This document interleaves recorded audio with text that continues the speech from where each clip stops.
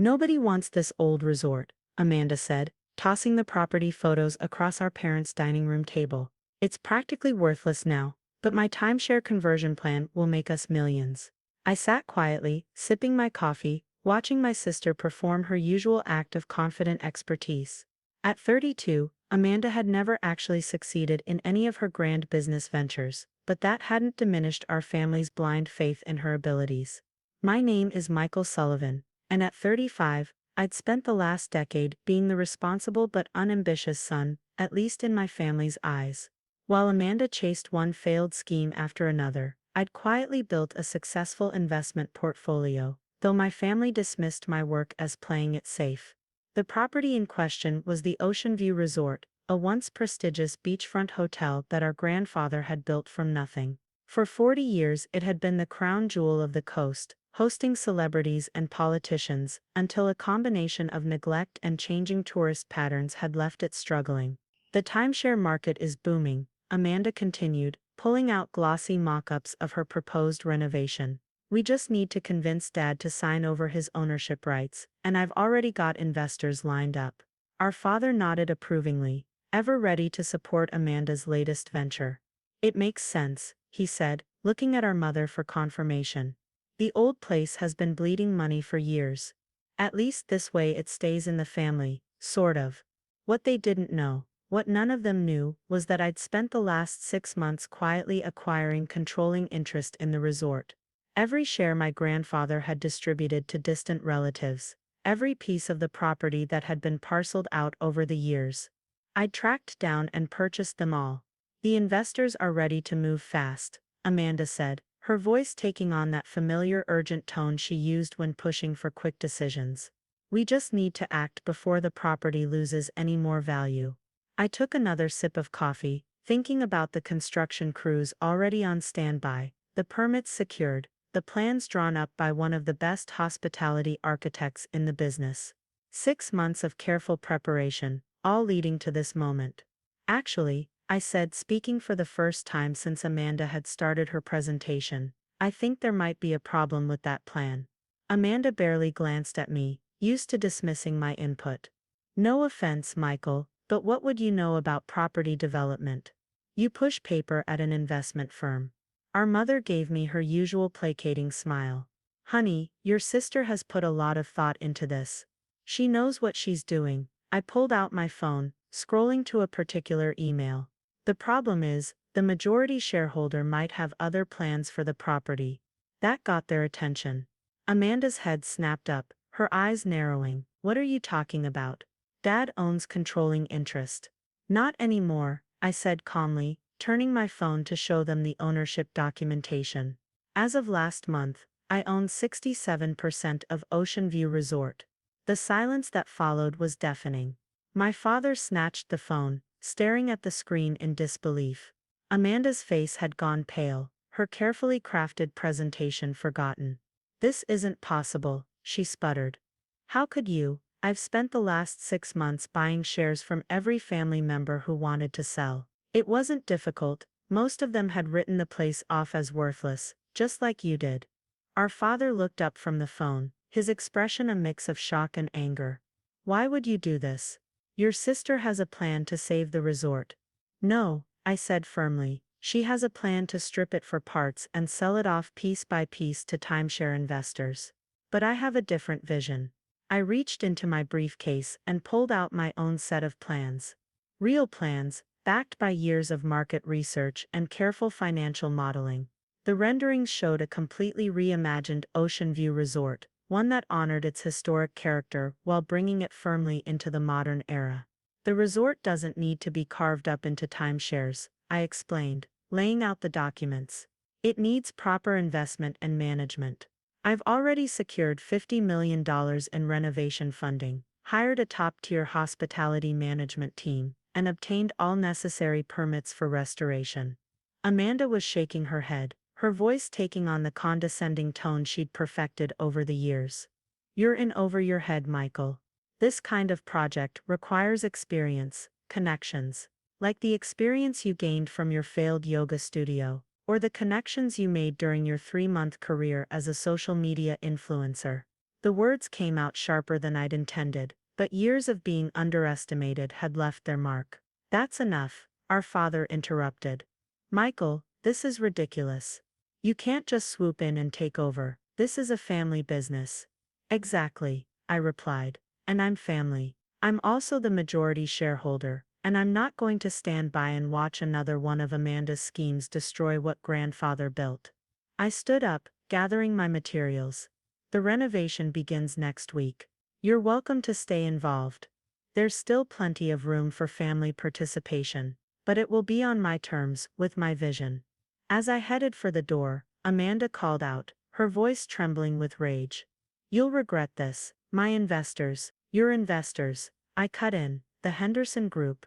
I met with them last week. They're actually investing in my renovation plan now. Turns out they prefer working with someone who has actual business experience and a solid financial track record. The look of shock on her face was almost worth all the years of being dismissed and undervalued.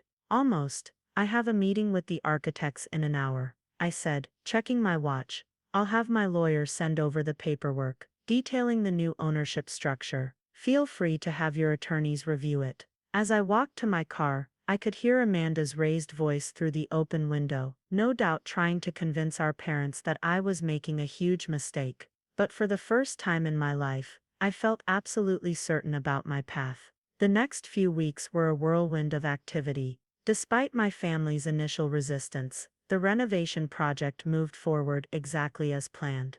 The construction teams began work on schedule, carefully preserving the resort's historic features while modernizing its infrastructure. Amanda made several attempts to undermine the project, reaching out to my investors with dire warnings about my inexperience, even trying to file an injunction to stop the construction. Each attempt failed, largely because I documented everything meticulously and secured all necessary approvals well in advance. One morning, about a month into the renovation, I arrived at the resort to find my father waiting in the parking lot. He looked older somehow, less certain than the man who had always taken Amanda's side without question. Can we talk? He asked, gesturing toward the beach. We walked in silence for a few minutes, watching the construction crews work on the resort's iconic facade. Finally, he spoke. I've been looking over your plans, talking to some people in the industry. He paused, kicking at the sand. They're impressed. Actually, more than impressed. They say your vision for the resort could make it more successful than it ever was even in your grandfather's day.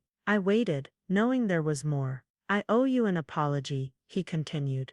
I've spent so many years focusing on Amanda's potential that I never really saw yours. You were always so quiet about your accomplishments, so steady. That's why you never took me seriously.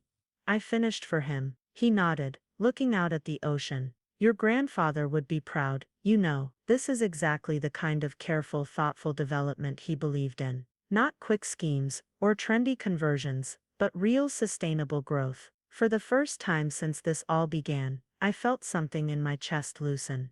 Thanks, Dad, that means a lot. Amanda's still angry, he added. She feels betrayed, says you stole her opportunity. Amanda's had plenty of opportunities, I replied. This one was mine. I earned it. He nodded slowly. Yes, you did, and maybe it's time we all recognize that. As we walked back toward the resort, I could see the project taking shape, not just the physical renovation, but the realization of a dream I'd held since childhood. The Ocean View Resort would rise again, not as a carved-up timeshare property, but as the grand hotel my grandfather had always intended it to be. And this time, no one would be able to dismiss my contribution as playing it safe. 3 months into the renovation, the Ocean View Resort was starting to show signs of its former glory. The worn facade had been restored to its original grandeur, the lobby's crystal chandeliers sparkled once again, and the beachfront cottages were being transformed into luxury suites that would command premium rates. But success, as I was learning, had a way of bringing old conflicts to the surface. I was reviewing progress reports in my temporary office, formerly the resort's old library, when my assistant knocked on the door. Mr. Sullivan, your sister's here. She's demanding to speak with you. I looked up to see Amanda already pushing her way past my assistant, dressed in what I recognized as her business warrior outfit. the one she wore when she was preparing for battle. You need to stop the renovation, she announced without preamble, slapping a folder on my desk. Your contractors are destroying the property's value. I picked up the folder, already knowing what I'd find inside. Another half-baked analysis, trying to prove my project was doomed to fail. This had become her new weekly routine. The renovation is proceeding exactly as planned, I replied calmly, not bothering to open the folder. We're actually ahead of schedule, and under budget. That's not the point. She leaned over my desk, her voice rising. My investors, they're not your investors anymore, Amanda. They never were. The Henderson Group signed with me because I had actual plans, not just glossy presentations and empty promises. Her face flushed red. You think you're so clever, don't you? Sneaking around, buying up shares behind everyone's back. But you're in over your head, Michael. This isn't like managing some investment portfolio. This is real business. I stood up slowly, my patience finally wearing thin. Real business. Like your failed organic juice bar, or maybe like that cryptocurrency you convinced Dad to invest in last year. How much did he lose on that one? Those were learning experiences, she snapped. No, those were failures. Expensive failures that our family kept covering for you. But this, I gestured to the construction visible through my window. This is real business. We have actual bookings coming in for next season. The renovation is on schedule. Our financing is secure. The timeshare market is saturated. I cut her off. Your plan would have turned this place into just another generic property. What made you think you could succeed where dozens of other timeshare conversions have failed? She straightened up, adjusting her designer blazer. Mom and Dad believe in my vision. Mom and Dad have been cleaning up your messes for years. It stops now. Just then, my phone buzzed with a text from our father, coming by to see the progress. Bringing potential investors. I showed Amanda the message. Dad's on his way with investors. Real ones. You're welcome to stay and see what actual progress looks like. She grabbed her folder and headed for the door, pausing with her hand on the handle. This isn't over, Michael. You may have won this round, but I'm not done. Yes, you are, I said quietly. You just don't know it yet. After she left, I walked down to the beach, needing a moment to clear my head. The afternoon sun glinted off the ocean, and I could see the progress being made on the beachfront cottages. My grandfather had built those himself, starting with just 2 units and expanding as the resort grew successful. I remembered helping him maintain them during summer breaks, learning about the business not through grand schemes or flashy presentations, but through actual work. He'd always said the key to success was in the details, understanding every aspect of your business from the ground up. 20 minutes later, I watched my father's car pull into the parking lot. He stepped out, followed by 3 men in business suits. The potential investors he'd mentioned. But it was the 4th person emerging from the car that caught my attention. My mother. She hadn't visited the property since I'd taken over, claiming it was too painful to watch the changes being made to her father's legacy. Seeing her now, taking in the restoration work with wide eyes, made my heart skip a beat. Michael, my father called out, waving me over. Come meet the gentleman from Pacific Coast Holdings. The next hour was spent giving a detailed tour of the property, explaining our vision and the progress made so far. The investors asked sharp, intelligent questions, exactly the kind of due diligence I'd expect from serious players in the industry. But I kept watching my mother from the corner of my eye. She walked slightly behind the group, running her hand along restored walls, pausing to look at old photos we'd preserved, taking in every detail of what we'd accomplished. As the tour concluded, the lead investor, a Mr. Davidson, pulled me aside. I'll be frank, Mr. Sullivan, we've seen a lot of hotel renovation projects, but what you're doing here is special.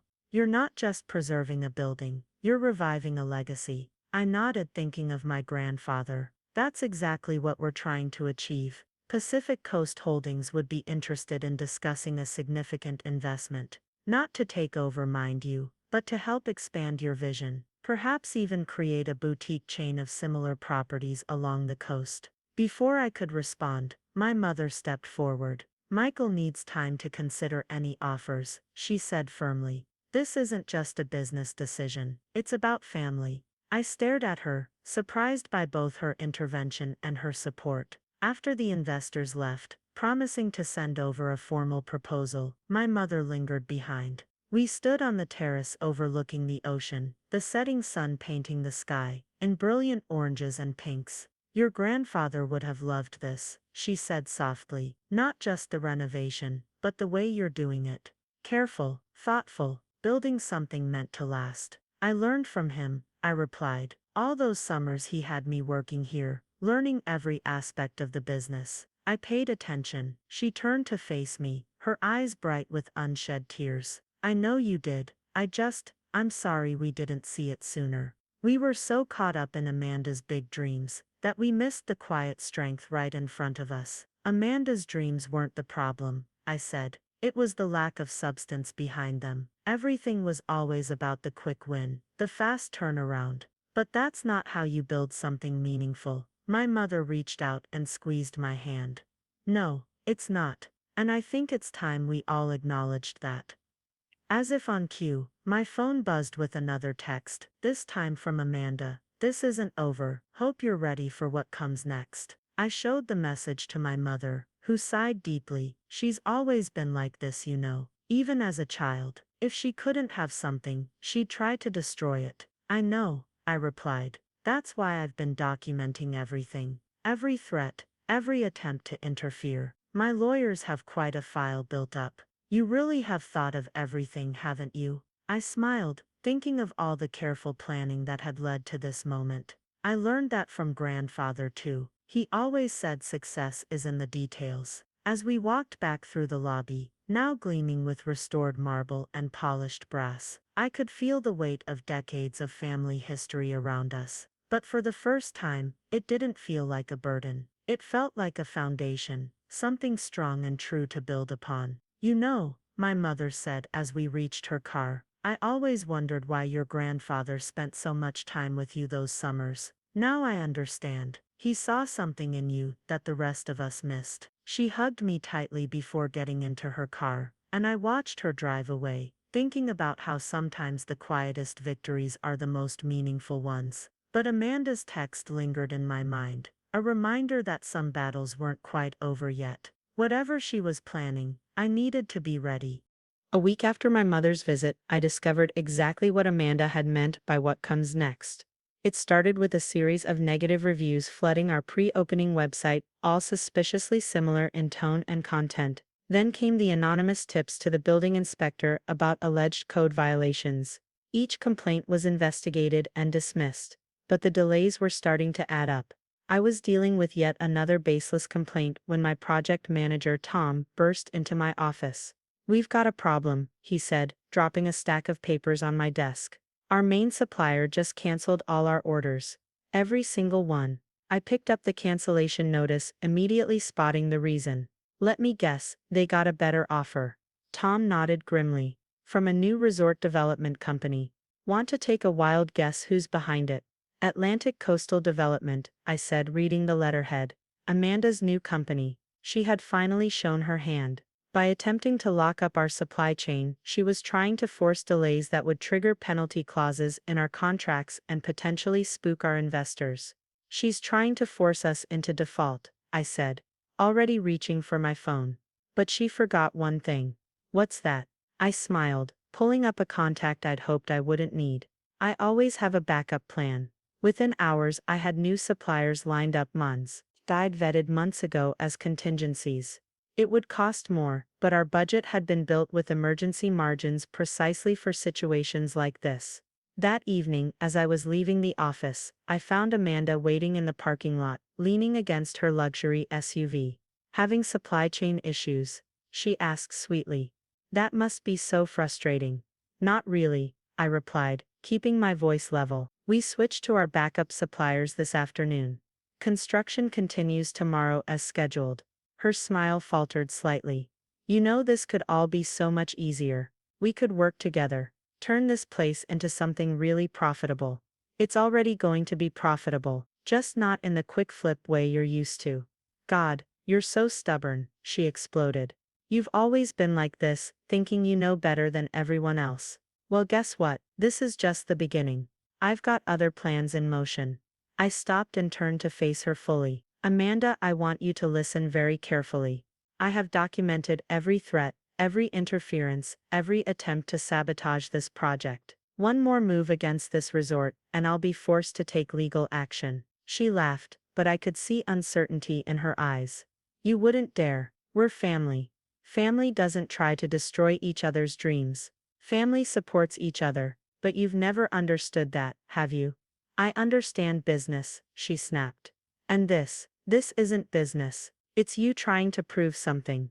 No, I said quietly. This is me honoring our grandfather's legacy while building something for the future. If you can't see that, then you never really understood what he was trying to teach us. As I drove home that night, I couldn't shake the feeling that Amanda's threats weren't empty. She had always been relentless when she felt wronged, and in her mind, I had stolen her opportunity. My suspicions were confirmed the next morning, when our head contractor called with disturbing news. Someone had accessed the construction site overnight and tampered with several pieces of critical equipment. Nothing was seriously damaged, but the message was clear. I immediately called an emergency meeting with my security team and lawyers. Within hours, we had new security protocols in place and surveillance cameras installed throughout the property. I also filed a police report, making sure to include the history of threats and interference. That afternoon, I received an unexpected visit from our father. We need to talk about Amanda,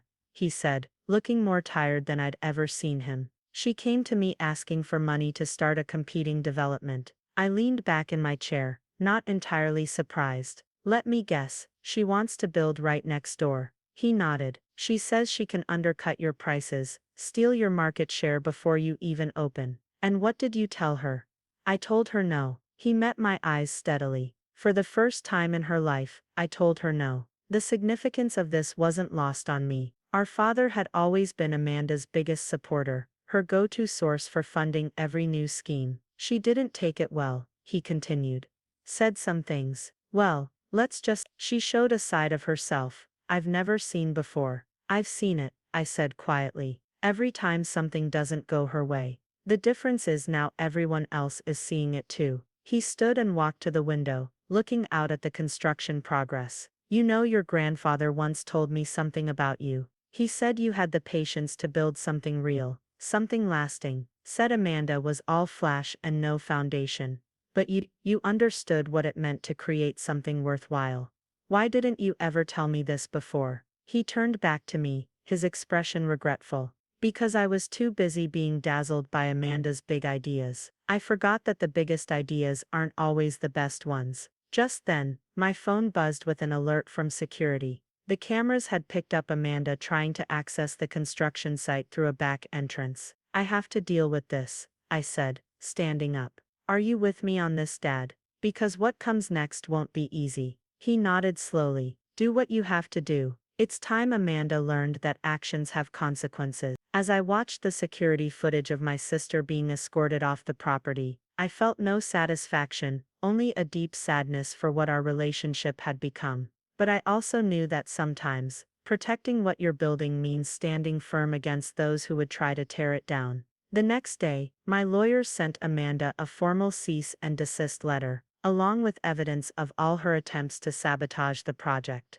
The message was clear. One more move against the resort would result in legal action. For the first time in our lives, I had drawn a line she couldn't cross. The question now was whether she would finally accept it, or if this was just the calm before an even bigger storm. The grand reopening of Ocean View Resort was scheduled for a perfect summer evening, exactly 1 year after I'd taken control. The restored property gleamed in the golden sunset, every detail precisely as I'd envisioned. Press, local dignitaries, and industry leaders filled the lobby, all eager to see the transformation everyone had been talking about.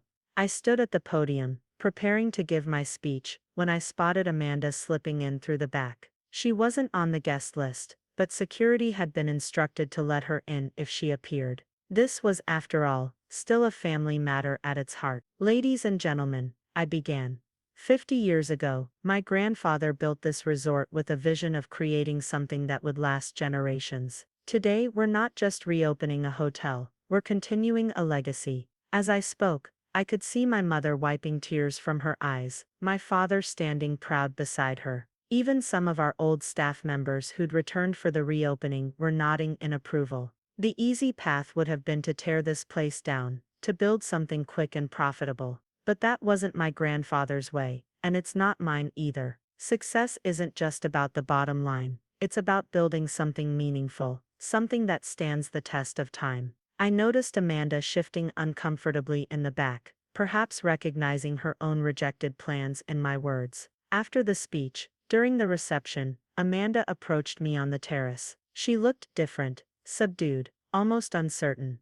"This is impressive," she admitted, gesturing at the restored resort. "I didn't think you could pull it off." "That was always the problem," I replied. "Nobody did." She was quiet for a moment, watching the guests mingle inside. "The Henderson Group called me yesterday. They're pulling out of my development project." "I heard." "Of course you did." She managed a small smile. "You always know everything, don't you? Always 3 steps ahead." "Not always. I just plan better." She turned to face me fully. "I've been offered a position with a development firm in Chicago. I'm taking it."